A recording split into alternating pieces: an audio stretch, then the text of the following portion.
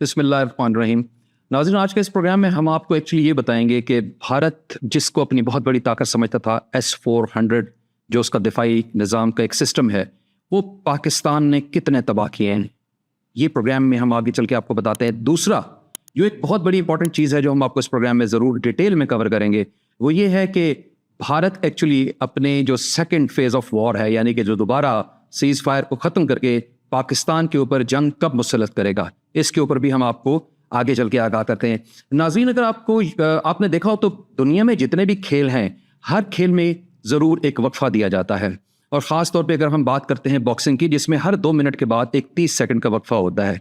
ये वक्फा दरअसल क्यों दिया जाता है? इस वक्फे का मकसद सिर्फ ये होता है कि जो भी फाइटर है वो अपनी एनर्जी को रीगेन करे, और उसके बाद उसका जो उस्ताद हैं या जो उसके कोच हैं वो उसको ये बताए कि उसकी वीकनेसेस कहाँ थी, दुश्मन किस जगह पर हैवी था और दुश्मन की वीकनेसेस क्या हैं। उसको देखते हुए उन 30 सेकंड के अंदर अंदर वो उसको ये बताता है कि तुमने अपना अगला फेज़ ऑफ ऑपरेशन या अपना अगला जो लड़ाई का फेज़ है वो तुमने कैसे लड़ना है। अब नाज़रीन, इस सारी बात को मनूज़ खातिर रखते हुए मैं आपको आगे लेकर चलता हूँ कि जो जंगी हालात और मामलात होते हैं उसमें इस तरह की जो ब्रेक होती है, जिसको आम अल्फाज में अब लोग सीज़ फायर का नाम भी देते हैं, दरअसल ये असल में DAT है, जिसे हम ये कहते हैं कि ये डैमेज असेसमेंट टाइम है। नाज़रीन, ये वो टाइम होता है जिसमें जब दो मद्दे मुकाबिल मुल्कों की फ़ौजें जब आपस में लड़ रही होती हैं तो एक वो मकाम आता है जिसमें किसी एक मुल्क को ये साफ नज़र आ रहा होता है कि उसको शदीद नुकसान हो चुका है और उसने बहुत गलतियां कर ली हैं और दुश्मन उसके ऊपर काफ़ी भारी है, काफ़ी हैवी तरीके से आ रहा है। ऐसी सूरत हाल में वो मुल्क जो होता है वो अपील करता है, रिक्वेस्ट करता है और सफ़ेद झंडा लहराता है और सीज़ फायर फाइनली ले लेता है। उस सीज़ फायर के बाद वो जो फरीक होता है वो ये देखता है कि अभी तक मुझे मुकम्मल तौर पर किस हद तक नुकसान पहुंच चुका है, क्या मैं इतना ही नुकसान आगे अफोर्ड कर सकता हूँ। वन सेकंड थिंग वो ये देखता है कि मैंने कहाँ गलतियां की हैं जिसकी वजह से मुझे इतनी मार पड़ी है। नंबर 3 वो ये देखता है कि दुश्मन कौन से एरियाज में बहुत स्ट्रांग रहा और उसने मुझे मुकम्मल तौर पर चारों शाने चित करके रखा। और चौथी बात वो ये देखता है कि दुश्मन की कौन सी वीकनेसेस थी जिनको मैं एक्चुअली एक्सप्लोर नहीं कर सका।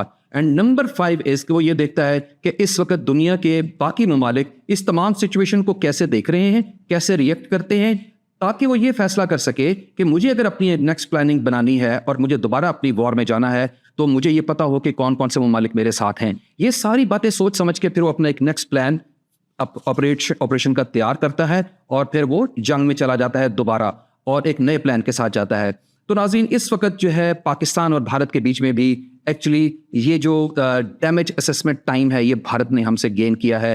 भारत ने इन तमाम सूरत हाल को देखते हुए कि जहां उसको इतना शदीद नुकसान उठाना पड़ा कि 6 मई से लेके 10 मई की सुबह तक उसको एक अंदाजे के मुताबिक $80 बिलियन से ज़ायद का नुकसान उठाना पड़ा, जिसमें डेफिनेटली राफेल भी शामिल थे।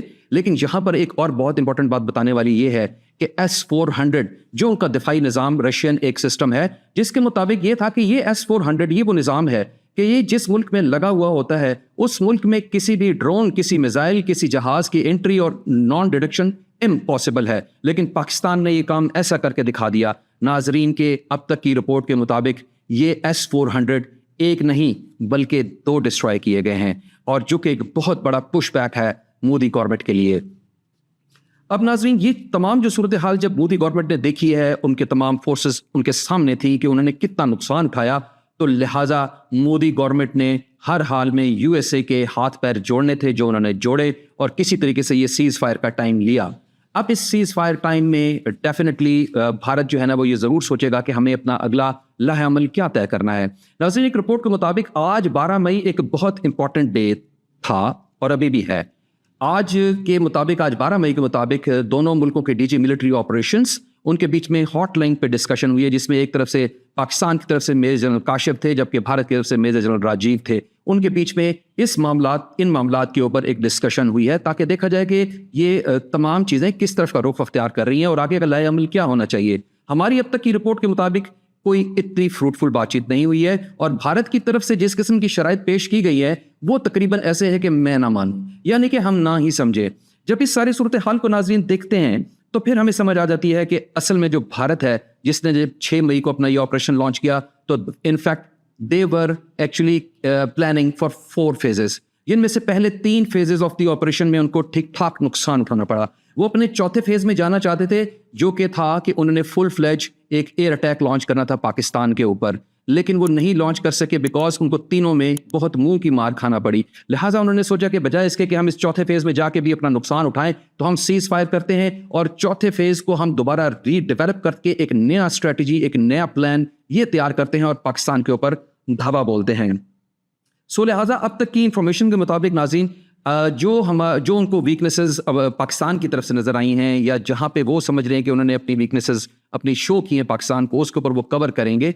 اور اب کے بار جب وہ آئیں گے تو ان کا پلان وہ یہ ہے کہ یہ ایئر فورس اور نیوی ان دونوں کا ایک کمبائنڈ آپریشن لانچ کریں گے.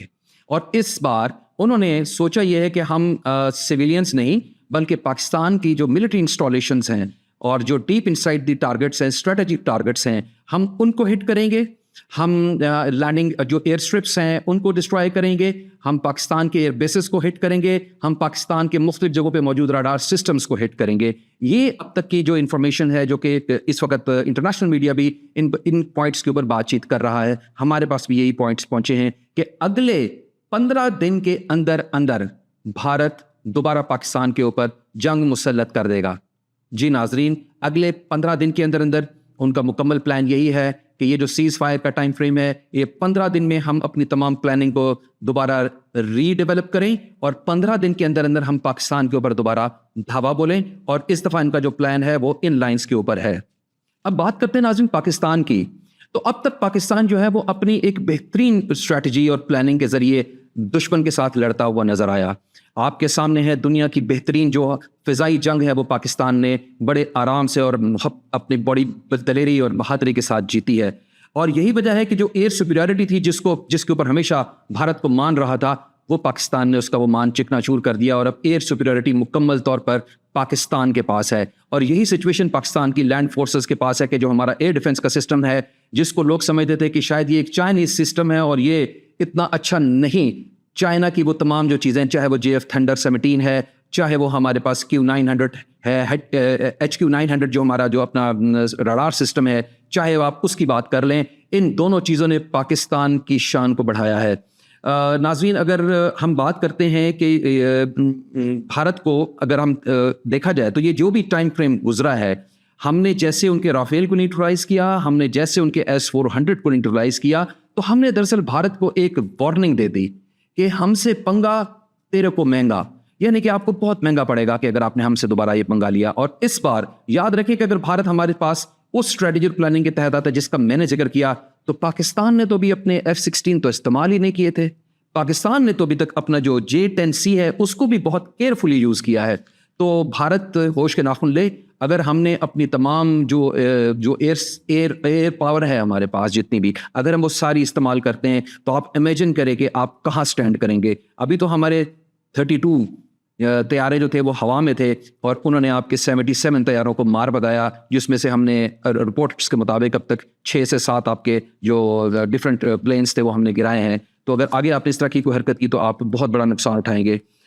ناظرین، میں آپ کو یہاں یہ بھی بتاتا چلوں کہ انفیکٹ جو سیز فائر ہوتا ہے، سیز فائر کا ایکچوئل جو مطلب ہوتا ہے وہ یہ ہوتا ہے کہ فائر نہیں ہوگا، یعنی کہ فائر نہیں کیا جائے گا. اس میں سیز فائر کی جو ٹرمنالوجیز ہے وہ لائن آف کنٹرول پہ تھوڑی ڈفرینٹ یوز ہوتی ہے اور سیز فائر کی ٹرمنالوجی انٹرنیشنل بارڈر پہ تھوڑی ڈفرینٹ یوز ہوتی ہے. لائن آف کنٹرول پہ سیز فائر کی وائلیشن کو اتنا سیریسلی نہیں لیا جاتا، اس کے رولز اور ریگولیشن تھوڑے سے ڈفرینٹ ہوتے ہیں. لیکن اگر ہم بات کرتے ہیں مین انٹرنیشنل بارڈر کی، تو ناظرین اس کے اوپر سیز فائر کی وائلیشن جو ہے وہ بڑی کرٹیکلی دیکھا جاتا ہے. تو اس وقت بھی سیز فائر کی وائلیشن بھارت کی طرف سے مسلسل ہو رہی ہے، جس کو دنیا کو ضرور ایک کرٹیکل اینگل سے دیکھنا چاہیے. اور ہم میں یہ بڑی اچھی طاقت ہے کہ بھارت سے پھینکے ہوئے پتھر کا جواب ہم اینٹ سے دیتے ہیں. ناظرین، اب ہم بات کرتے ہیں کہ ناظرین جہاں پر یہ جتنی ساری بات چیت ہو رہی ہے بھارت پاکستان کی جنگ کی، وہاں پر ایک جو بات بڑی ایک ڈفرینٹ چل رہی ہے وہ یہ ہے کہ شاید یہی غزوہ ہند کا آغاز ہے. اگر ناظرین یہ غزوہ ہند کا آغاز ہے تو پھر فبہا، پھر سب پاکستانی اور سب مسلمان کی زبان پر ایک ہی لفظ ہوگا اور وہ ہے اللہ اکبر.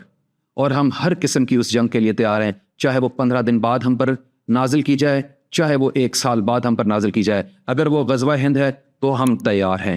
انشاءاللہ اب تک کے لیے اتنا ہی. کسی اور پروگرام میں آپ کے پاس حاضر ہوں گے کسی اور نئی انفارمیشن کے مطابق. نیا آپ کو ڈیٹا دیں گے, نئی بات چیت کریں گے. تب تک کے لیے اجازت دیجیے. اللہ حافظ.